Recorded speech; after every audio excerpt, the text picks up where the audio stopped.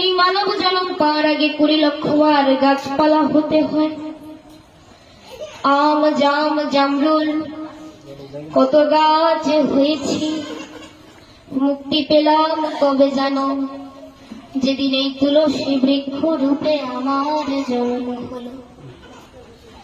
যেই দিন ওই তুলসী পত্র দ্বারা আমার প্রাণ গোবিন্দের সেবা হলো, সেই দিন আমি এই বৃক্ষকুল থেকে মুক্তি লাভ করলাম।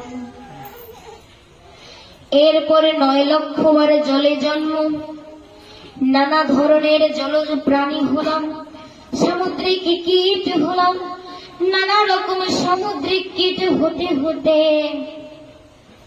যেদিন আমি শঙ্খ কুলে জন্ম নিলাম এবং ওই শঙ্খ দ্বারা আমার প্রাণ গোবিন্দের সেবা হলো, সেদিন আমি জলজ কুল থেকে মুক্তি লাভ করলাম। এরপরে 11 লক্ষ বার নানা ধরনের কীট পতঙ্গ হতে হয়, নানা ধরনের কীট পতঙ্গ হতে হতে যেদিন আমি মধু করে, যেদিন মৌমাছি রূপে ফুলের মধু সংগ্রহ করে চাকে ভরে দিলাম এবং সেই মধু দিয়ে আমার প্রাণ গোবিন্দে সেবা হলো, সেদিন আমি এই কীট পতঙ্গ কুল থেকে মুক্তি লাভ করলাম।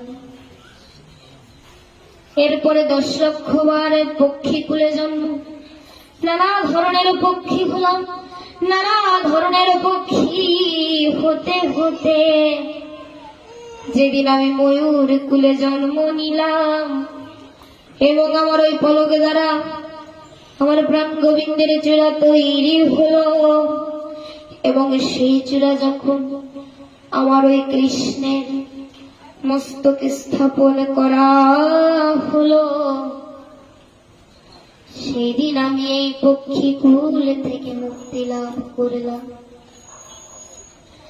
এরপরে 30 লক্ষ বার নানা ধরনের পশু হতে, কুকুর বেড়াল হাতি ঘোড়া কত কিছুই না হতে হয়েছে, যেদিন আমি ধেনু কুলে জন্ম নিলাম। নিতাই গৌর হরি বল। দেখুন ভাগবতগণ,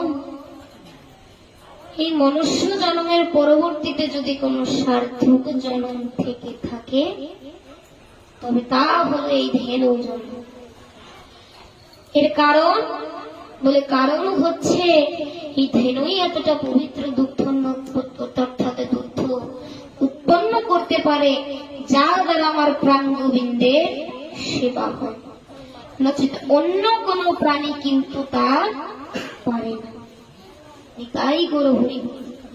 সুতরাং যেই দিন ওই পবিত্র দুগ্ধ দ্বারা আমার প্রাণ গোবিন্দের সেবা হলো, সেই দিন আমি এই পশুকুল থেকে মুক্তি লাভ করলাম।